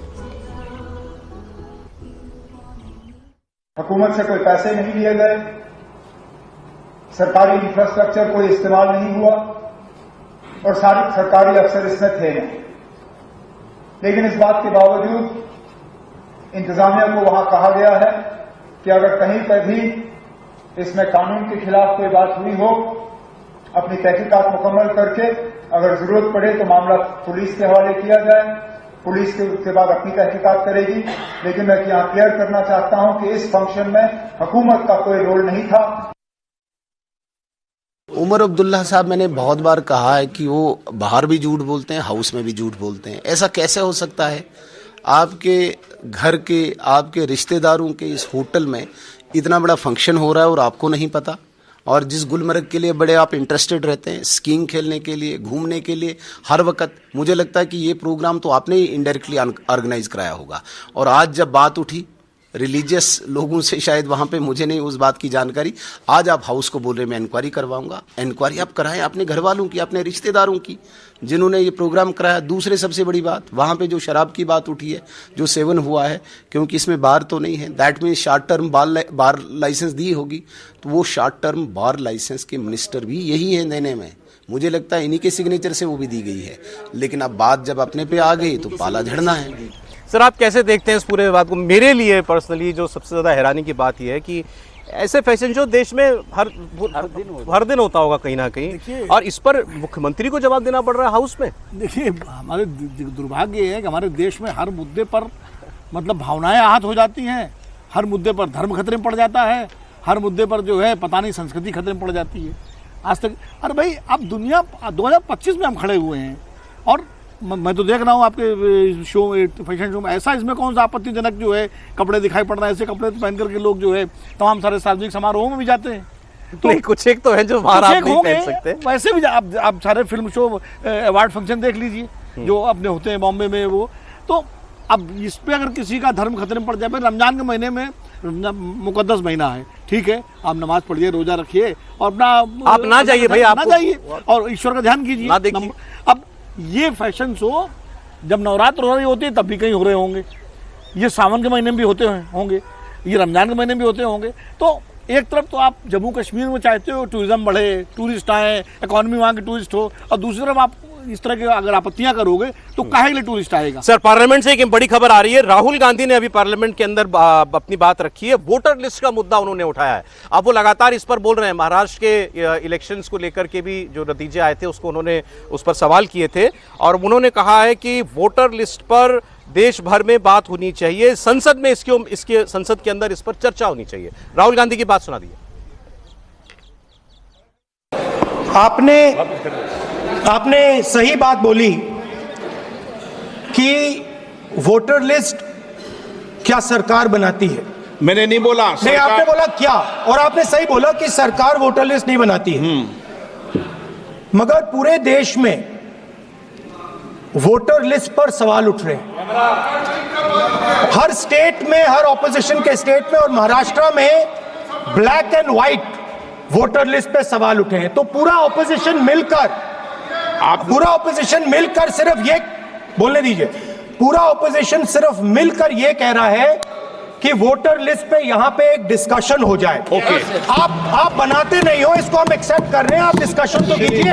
आनंद, खबर अभी आई, बहुत ज्यादा समय नहीं है चर्चा के लिए। तीनों इलेक्शन जो अभी हाल में विधानसभा की बीजेपी जीती है, हरियाणा, महाराष्ट्र और दिल्ली, तीनों जगह पर यह बात विवाद खड़ा किया गया है वोटर लिस्ट वाला। झारखंड में नहीं खड़ा हुआ है, जस्ट फॉर द रिकॉर्ड। वो ठीक बात है कि झारखंड में नहीं हुआ, जम्मू कश्मीर में भी वोटर लिस्ट में फ्रॉड हुआ, कोई ममता बनर्जी ने उठाया पश्चिम बंगाल में, जहां होना है। हाँ, जहां होना है। लेकिन मैं कह रहा हूँ कि इसमें जो विवाद जो राहुल गांधी कर रहे हैं या बीजेपी कर रही है, जैसे उन्होंने कहा कि सरकार इसमें रोल नहीं है, लेकिन जिसकी भूमिका है उसकी चुप्पी से विवाद है। चुनाव आयोग की भूमिका है ना, चुनाव आयोग तो तैयार करता है वोटर लिस्ट। चुनाव आयोग को इस पर पूरी सफाई या बात करनी चाहिए। उसने अभी कोर्ट में भी चला गया मसला, वहां पर भी कहा कि 3 महीने लगेंगे, 4 महीने लगेंगे। वो सारी चीजों पर चुनाव आयोग को इसमें सामने आना। मतलब आप आरोप सीधा लगा रहे हो ना, चुनाव आयोग ने मिलीभगत करके वोटर लिस्ट में फ्रॉड करके बीजेपी को जितवा दिया। ये राहुल गांधी का आरोप है, आरोप यही है राहुल गांधी का आरोप, राहुल गांधी का या पूरे विपक्ष का आरोप यही है कि चुनाव आयोग बीजेपी की मिलीभगत है। अब चुनाव आयोग की, क्योंकि वोटर लिस्ट अरविंद केजरीवाल ने भी आप याद देखिए दिल्ली में चुनाव से पहले ये आरोप लगाया, महाराष्ट्र में चुनाव के बाद ये आरोप लगा, हरियाणा में लगा, लोग बढ़ गए, वोट बढ़ गए और 5 महीने के अंदर 40 लाख 45 लाख वोट बढ़ गए। हरियाणा में भी आरोप लगा। तो ये आरोप विपक्ष कितनी बार जवाब देगा? हर बार चुनाव आयोग पे आरोप लगेगा, चुनाव आयोग ही जवाब देगा, हर बार जवाब देता है। राजीव कुमार जब रिटायर हो रहे थे, जिस दिन उनकी आखिरी पत्रकार वार्ता थी, उसमें उन्होंने डिटेल में ईवीएम को लेकर बताया, हर चीज को लेकर जवाब दिया। अब रोज आप आरोप लगाओगे तो रोज तो चुनाव आयोग जवाब देगा नहीं ना, चुनाव आयोग एक ही बार जवाब देगा। ईवीएम को लेकर भी चुनाव आयोग ने एक बार जवाब दिया। वही है जो इसके लिए जवाब दे है, चुनाव आयोग ऐसा जवाब दे जो जवाब क्रेडिबल हो। अब नहीं, इसको भी जवाब दे दिया है ना सर ईवीएम के ऊपर। मैं इससे सहमत हूँ, वंस फॉर ऑल नहीं हो सकता ये, वंस फॉर ऑल नहीं हो जब भी होगा तब भी जवाब देना पड़ेगा, हर चुनाव में होगा। ये नहीं, वंस फॉर ऑल नहीं हो सकता। आप पर अगर कोई नया आरोप लगेगा तो जवाब देना पड़ेगा, लेकिन अगर आप जवाब वो सुनना वही चाहते हैं जो मुझे स्वीकार है, तो फिर कैसे बात करेंगे? वो बात नहीं है, वो बात ठीक है आपकी, लेकिन जवाब तो देना पड़ेगा ना। आप ये नहीं कह सकते कि आपको पिछली बार दे दिया। बिल्कुल देना पड़ेगा, हर चुनाव में, हर कॉन्स्टिट्यूंसी में, हर पोलिंग बूथ पर आपको ईवीएम पे जवाब दिया, लेकिन हर चुनाव के बाद ये कहोगे कि ईवीएम हैक हो जाती है, ईवीएम मैनेज होता है। तो हर चुनाव एक ही विषय पर बार-बार आप आज तक चुनाव आयोग इसका जवाब नहीं दे सका कि वोट काउंट और वोट पोल में फर्क क्या है। सुप्रीम कोर्ट गए ना, सुप्रीम कोर्ट ने जो किया सुप्रीम कोर्ट ने आया ना कि वोट काउंट और वोट पोल में क्यों फर्क है। ये तो बड़ा मुद्दा है ना। चलिए, तो हाउस में भी खैर अब ये मामला उठ गया। बहुत शुक्रिया सर कहानी कुर्सी की में यहाँ हमारे विजय चौक से स्पेशल शो में शामिल होने के लिए। विनोद जी, विजय जी, समीर जी, बहुत धन्यवाद। कल फिर मुलाकात होती है आपसे।